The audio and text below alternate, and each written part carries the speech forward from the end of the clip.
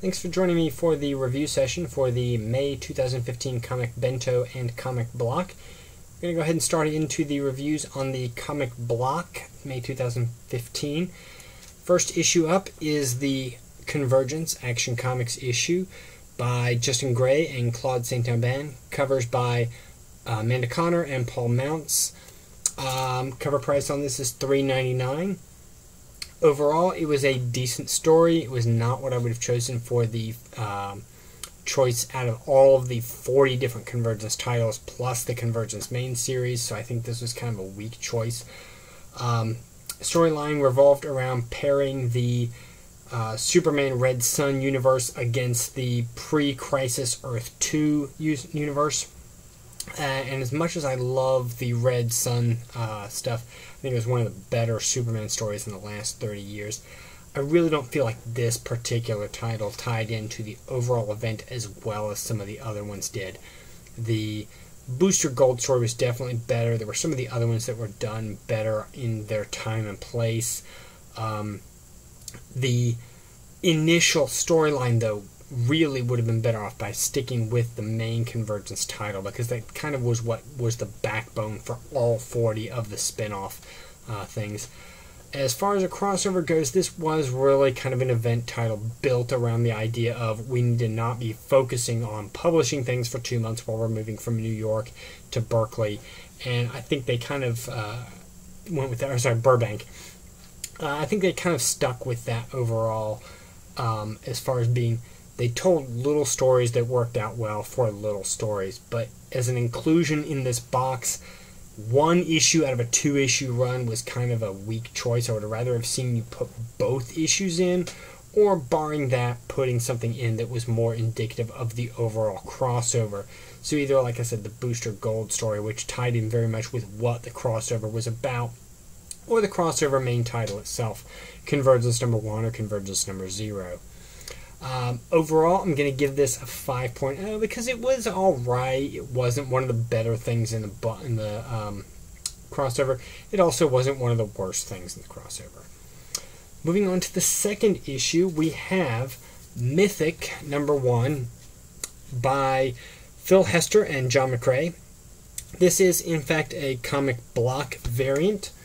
So there's a little bit of finally having something out of the box so far that is specific to having the subscription. Variant covers usually are not something that I'm terribly into. Story-wise, it's magic really rules the universe, not science. And so science is kind of a cover-up for things that are actually going on. I wasn't really into this. Thematically, that's not the kind of thing that I enjoy reading. Magic kind of breaks things for me. I'm not real into that idea. It was kind of a Preacher-esque, Constantine-esque take on magic, so if you're looking for a really romanticized version of it, this isn't going to be what you're getting. I really liked McCrea's art throughout, and I'm a big fan of Phil Hester's both art and storytelling, so I think that nowhere in there was a failing on their part. It just isn't something that appealed to me. Cover price on this is $1.99. Now it's probably going to be about $3.99 for the second issue and beyond. This was an introductory price that they offered just for the first issue. I'm going to assume that that's the same thing that you would get as a value on it, even though this is a comic block exclusive variant. Overall review 5.0. Again, it's kind of middle of the road. It wasn't something that struck me as being terribly good. At the same time, it wasn't something that struck me as being terribly bad. It just wasn't my thing.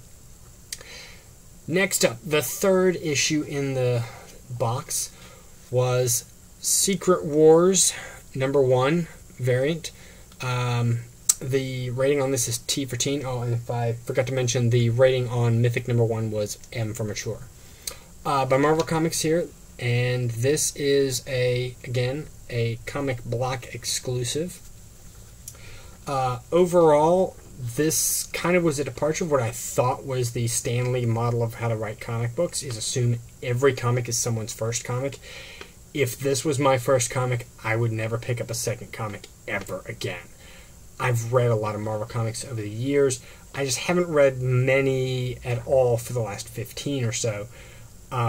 I didn't understand really what was going on. If they didn't have the cast of characters early in the issue, I wouldn't have had any idea of what was going on. And that's, here to kind of give you an idea. They had to describe what characters and what they currently looked like for all the various and sundry teams that were making an appearance.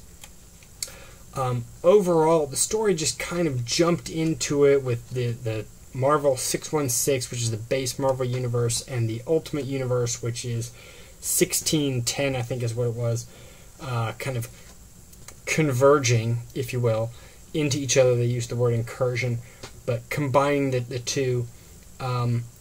In terms of storytelling, script by Jonathan Hickman wasn't bad. The art from Esad Riddick was pretty decent. I did enjoy that.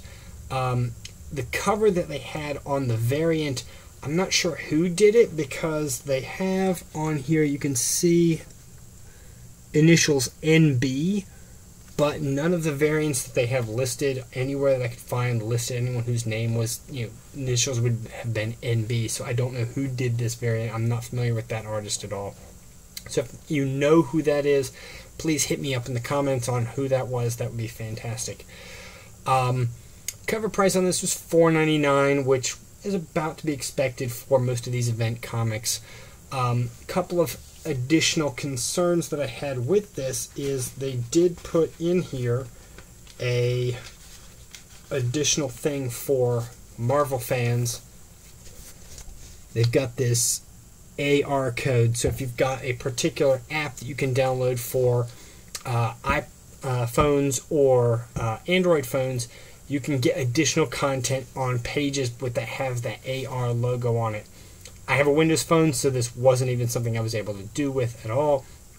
And while that might be not the best or most widespread operating system in the United States, iPhones are also not a very widespread operating system outside of the United States, so I kind of feel like Marvel's focus on having this be something that's very US based was kind of a flaw in the global market. If you really want to get people all over the globe to be interested in your comics, something that is less platform specific would have been great.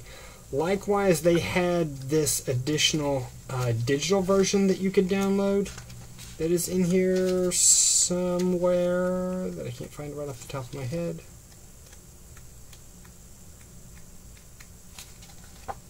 That I really didn't think was all that great. If you're into the digital copy stuff, great. If you're not, it really is the kind of thing that where I see it as an additional money grab. This is just a way to charge someone an extra buck. There's a reason I think why DC is doing away with the $1 extra versions that have the code in there for download.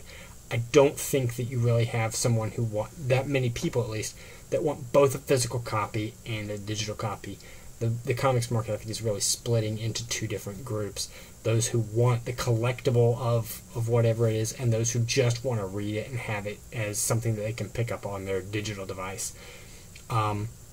Forcing people into, everything has this, I don't think is really the best marketing strategy, but that's just me. And I'm going to go ahead and do a little bit of a spoiler alert. So if you haven't already read Secret Wars #1, I'm going to say you might want to skip ahead by about 30 seconds based upon what I'm going to show next. Okay, you've been warned. If you're still watching and you haven't skipped ahead, this is definitely the time to have done so.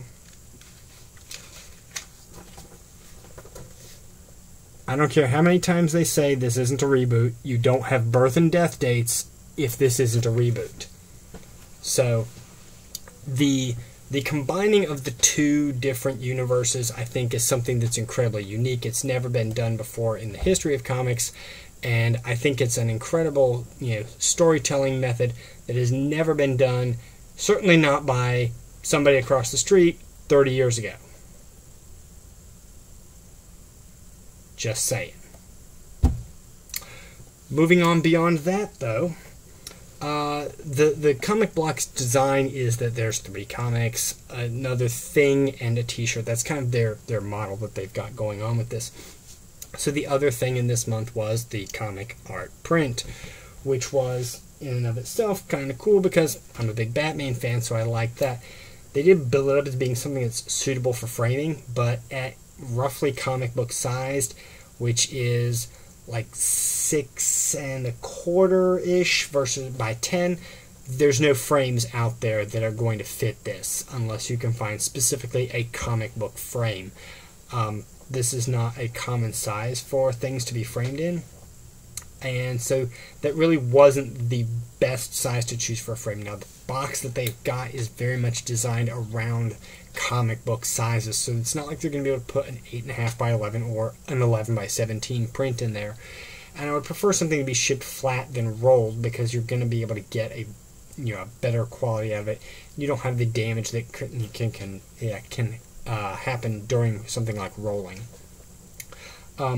Overall, decent, but on the back of the card, they didn't even say who the artist was, and I'm not really sure. It doesn't strike me as being somebody that I recognize. So if you know who that is, again, hit me in the comments and let me know so that I can put that in a future video, or at least have that be as a record, because I really wasn't sure who was that had done that one.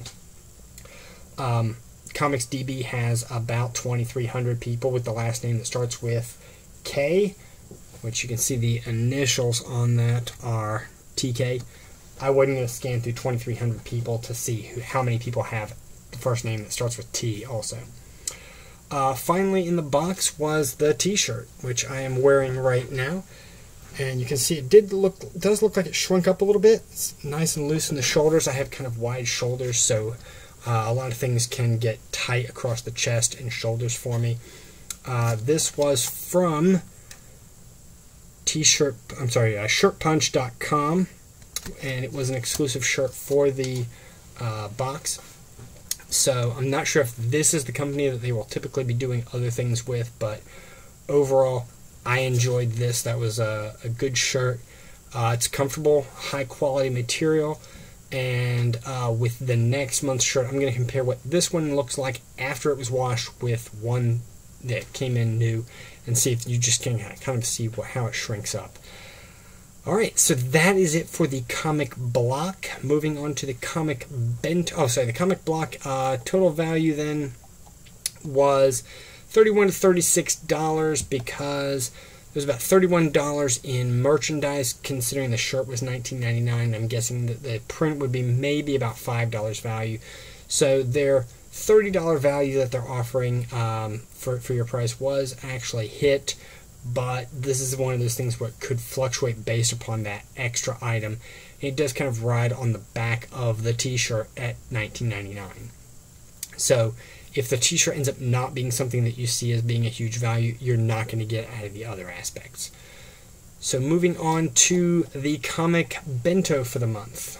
We have, first up, Predator, Pray to the Heavens by John Arcudi and Javier Salteras. Additional inks by Walden Wong and Bucky Gomez. Covers that are included in here are by Raymond Swanland. This reprints Predator, the 2009 series by Dark Horse 1 through 4, and the Free Comic Book Day 2009 Alien vs. Predator story. It's 104 pages, $15.99. Original cover price for those issues would have been $14, assuming that you got the Free Comic Book Day issue for free. Overall, I'm going to give it a 5. It wasn't great. It wasn't awful either, but that really comes down to just not having a whole lot of context of whether or not it should have tied in with anything else. It was very much written for the trade because the storyline was fairly seamless. It wasn't very broken up in terms of what chapter was what. So it was pretty decent. Like I said, I would give it a 5. It wasn't, difficult to get through, but it wasn't something that just set me on fire.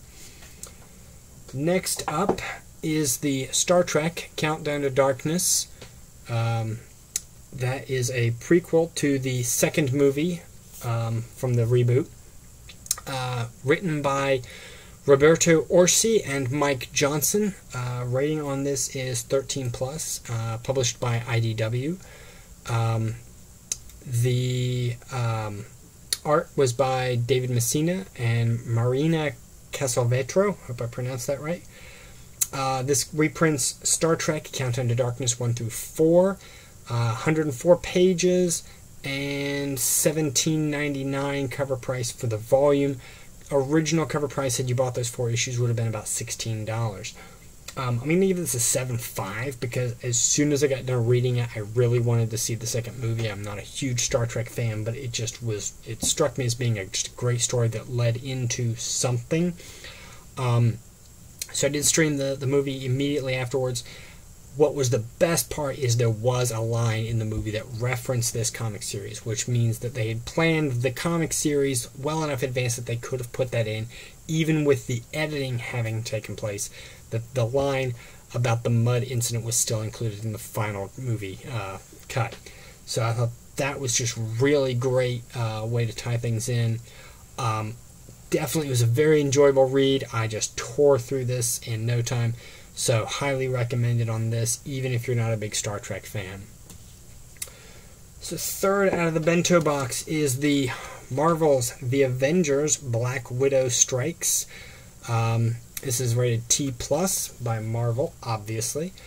Written by Fred Van Lente and penciled and inked by 10 different individuals. This was a 3-issue miniseries that is Marvel's The Avengers, The Black Widow Strikes 1 through 3. Each issue had 2 halves. Each half had a completely different art team, and I don't know why. There really was just no reason for it other than this. This was slapdash thrown together for the sake of getting it out in time for a movie, because the storyline was seamless. There were no timeline changes. There was nothing that distinguished one chapter versus another in terms of being a thematic change. There were no flashbacks. It was all just an ongoing story. They just couldn't get enough pages out in time, so it just really read to me as being a very slapdash kind of piece of work. This is set between Iron Man 2 and the Avengers movie. 96 pages, $12.99. Original cover price for those 3 issues would have been $9. So it's a 50% increase over what the cover price for the individual issues would have been, just for you to have it bound in together. Now they did include in here the original first appearance of the Black Widow in Tales of Suspense, but they didn't actually mention that in the indicia or the credits pages early on. Also, if you're focusing on the fact that this is the Marvel Cinematic Universe, no one cares about the original published story that the character was involved in. They're buying this because Scarlett Johansson's on the cover. They don't care about what was written in the 1960s. So I really felt that overall this was just a horribly put together piece of work. I can't give it anything higher than a 2.0. The story was decent. That's the only reason it got anything other than a 1.0. There's just nothing good about this. It just was terribly put together. Overall, Marvel dropped the ball completely on this one. But the redeeming thing from this month was Green Hornet, Volume 1, Sins of the Father, and Volume 2, Wearing of the Green. Both are rated T+. These are from Dynamite. It's written by Kevin Smith. It's based upon his treatment of a Green Hornet script. The storyboards were done by Phil Hester. Art on the interiors was by Jonathan Lau. This reprints Green Hornet Volume 1 from Dynamite, issues 1 through 5 in the first one and 6 through 10 in the second. 140 pages and 144 pages respectively, $19.99 cover price each. Original cover price, if you'd bought the issues individually, would have been $20 each. So you're really at a break-even point for having bought the trades versus the individual issues. I would recommend, if you're going to do this, though, that you either buy the Omnibus that's due out next month, which includes both of those for a cover price of $30 on that one, or go ahead and spring for the hard covers on each of them for $5 more per volume. The review on this, I'm going to go with an 8.0. It was well paced, well done. This is set kind of in a modern time, with the idea that we're dealing with the son of the original Green Hornet, as well as the daughter of the original Kano. So this was kind of a really good idea to kind of kickstart an idea for a movie if it was being done. And Kevin Smith has, a little bit of experience in writing some scripts. This really isn't his general filmmaking repertoire, but overall, it read very much like a script. There were the occasional interjections of humor, and lots of good action throughout. I read both of them without even stopping, just tore through both of them, so that was a really good read. And I love the fact that the Comic Bento group decided to include both volumes at once, so you got the whole story all together. Total box value for this one was $88. Now, the downside on this overall was that no individual trade really just trumped whatever buying the original issues was. The upside, though, was $88 for your month. That was just a killer thing. And like on some of the previous Dynamite offerings, all of the covers that they had, all the variants were all included in the back. And so just being able to see the art on those was great, even though I'm not a big fan of variant covers. So this was definitely a great month. Looking forward to next month, which is time travel. And we'll see what the box for the comic block also holds. So I will see you guys in a couple weeks. Thanks.